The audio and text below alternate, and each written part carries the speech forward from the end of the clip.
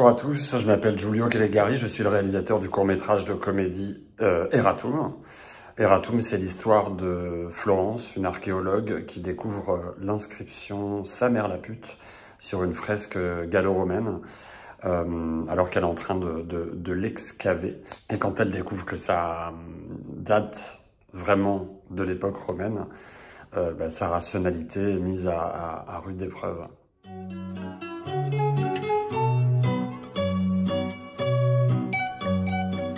Le monde de l'archéologie m'était pas particulièrement familier, mais le monde de l'art et de l'histoire de l'art, oui.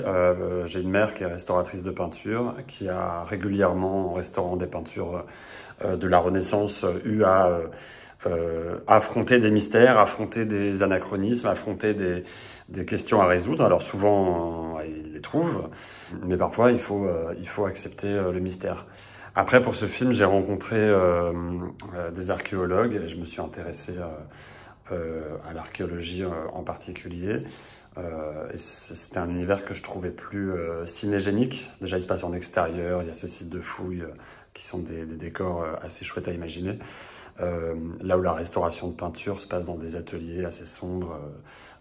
Donc voilà, il y a quelque chose de plus lumineux aussi pour la comédie. Et en plus, j'avais très envie de tourner dans la ville d'Arles, qui est une ville qui respire les ruines romaines et donc l'archéologie.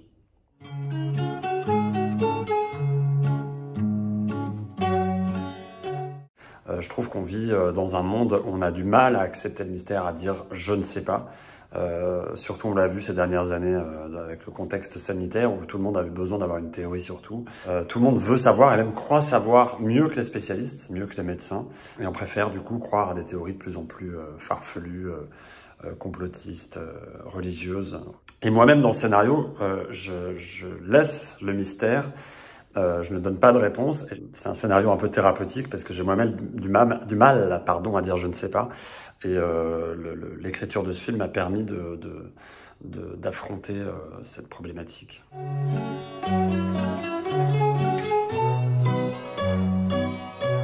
Moi, je ne sais faire que ça. Je viens de là, je viens du clown. Je fais le pitre depuis que je suis petit.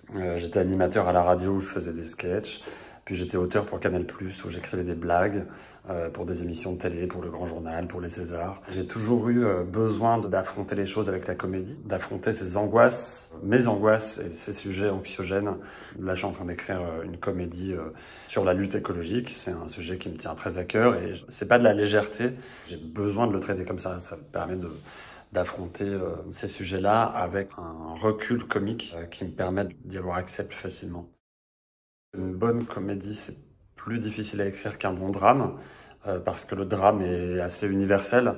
Je ne sais pas si on assiste à la mort d'un enfant, c'est évidemment triste pour tout le monde.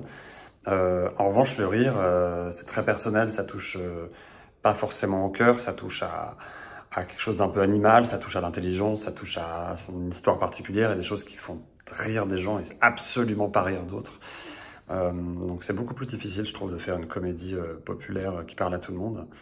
Et c'est une exigence que j'essaie d'avoir. Eratum, j'ai essayé d'en faire une comédie populaire et accessible à plein de gens, malgré le sujet qui a l'air pointu. Voilà, c'est pas une comédie abstraite, c'est une comédie naturaliste. On comprend les enjeux du personnage, on s'y attache. En tout cas, c'était ma volonté à l'écriture.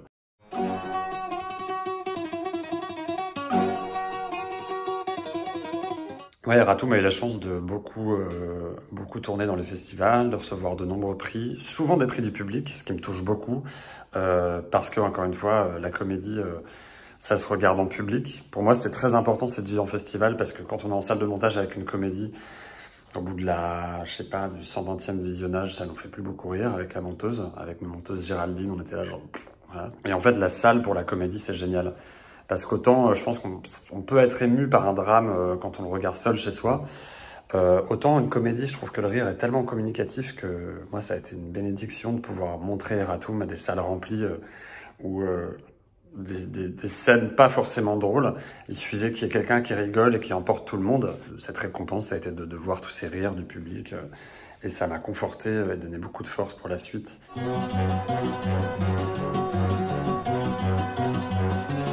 J'ai un long métrage que je tourne l'année prochaine, où j'affronte un autre sujet anxiogène avec la comédie qui est la robotique. Et je tourne ça au printemps prochain. Et en attendant, pour continuer à travailler ce muscle de la comédie, je retourne un nouveau court-métrage cet automne sur des militants écologistes radicaux qui décident de détourner un avion pour alerter sur le trafic aérien qui pollue. Sauf qu'ils se font surclasser en business class et les avantages et le luxe de la business class vont commencer à les faire douter. Voilà, c'est une comédie sur le capitalisme irrésistible et comment on essaie d'y résister pour tenir ses engagements. C'est les prix que je préfère, les prix du public pour une comédie, parce que c'est le sens premier de cette écriture, c'est d'emporter tout le monde dans ces histoires. Et si en plus on arrive à faire un petit peu réfléchir, et ben c'est doublement gagné. Donc merci infiniment pour ce prix et j'espère à l'année prochaine avec ce nouveau cours.